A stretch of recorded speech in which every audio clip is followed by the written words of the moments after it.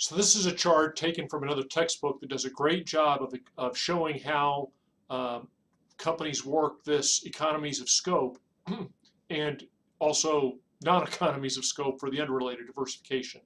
Don't get hung up on the terminology related, linked, and things like that. I just like the way it expressed it. So you see on the vertical axis, it talks about whether you're sharing activities. And again, this is a great example for Honda, is how they share activities in their various engine construction. You can see how their lawnmower division could work with their marine division. And also you could see that perhaps they could even be sharing some parts with their automobile divisions.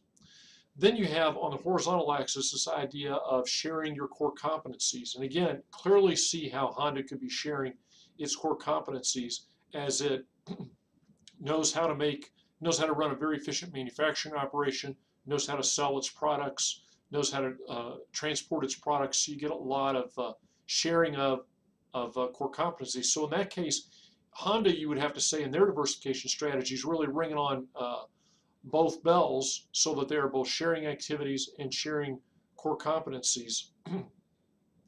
Toyota, on the other hand, believe it or not, they are in multiple businesses too, but it's cars and mobile homes of all things. So is there a lot of sharing of activities? Hard to see that there's a lot of sharing of activities between cars and mobile homes, but you can believe that from the standpoint of the core competency of running a manufacturing line, there probably are some transfers of core competencies. There may even be some sharing of activities, but I think there's less so. So you can see in that case, Toyota is opting in their diversification strategy really to just talk about sharing their core competencies. And then again, in the auto manufacturing industry, you have Hyundai. We know them for increasingly building good cars, South Korean company, but you also have to realize that Hyundai does things like build ships, chemicals, huge logistics operation, highly diversified business in the original Hyundai model. Now they've since started to try to divide them, but when you trace them all back, they go back to big Hyundai, which is a highly diversified company where they have lots of unrelated activities. We're going to talk more about unrelated diversification. Let me illustrate for you economies of scope with another company that does it very well, and that is the ubiquitous Procter & Gamble. So what core competencies does Procter & Gamble have? If you go look at their website, it'll talk about their intense understanding of the customer that they have, and they share that insights for that intense understanding of the customer, which it's mainly home products, and they share it across all their different divisions and brands and product lines. Also, Procter & Gamble is arguably a superior marketing company, and again, they take that marketing know-how and spread it across all of their lines. But they also share activities. Think of how much of Procter & Gamble's product line is paper-based. And so they have the opportunity to share the various activities they have to do with paper amongst different product lines. You can also see that they have the opportunity to share customers as well. Then you have market power. Market power is anytime you're wickering with Porter's five forces, and typically it's done on the buyer-supplier level, not with substitutes and not with the threat of new entrants.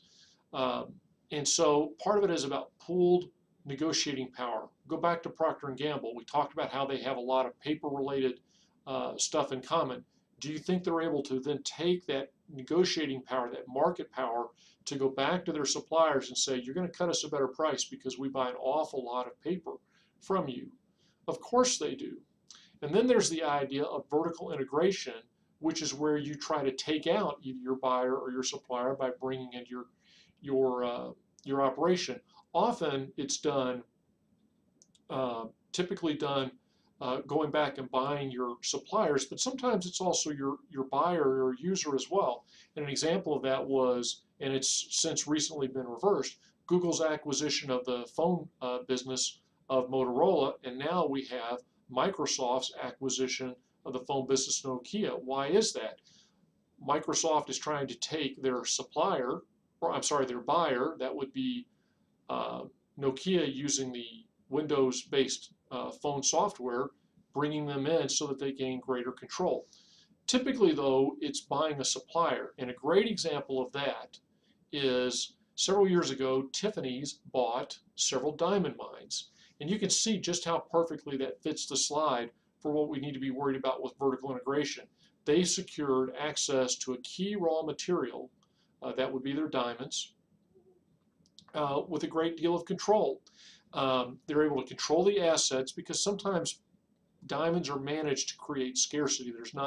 Diamonds aren't as scarce as people think they are. They're managed to create that scarcity. So now Tiffany's doesn't have to worry about access because it owns several of its own diamond mines. Also, you have to assume that the diamond mines and the cutters, they had markups. Well, now Tiffany's can take out their markup and have greater control over the process. And it could be that Tiffany's will see new opportunities because they better understand the diamond mining business. All good, right? Not so much. What has Tiffany experienced with this move?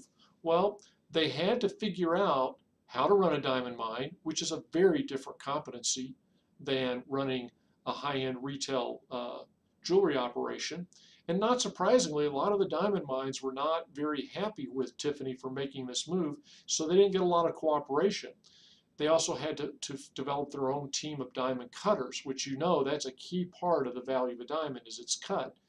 And again, Tiffany had to create that competency within the company because people weren't willing to cooperate with it. And again, that's very different than what Tiffany had been doing.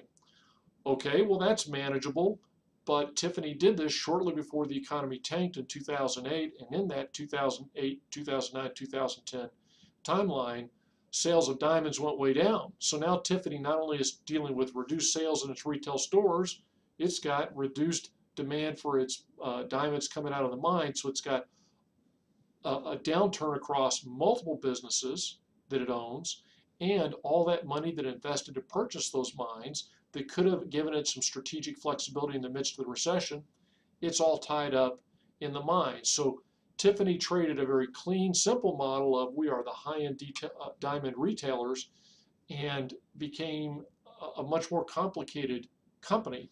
And to be honest, the book is out on whether that was a good move or not.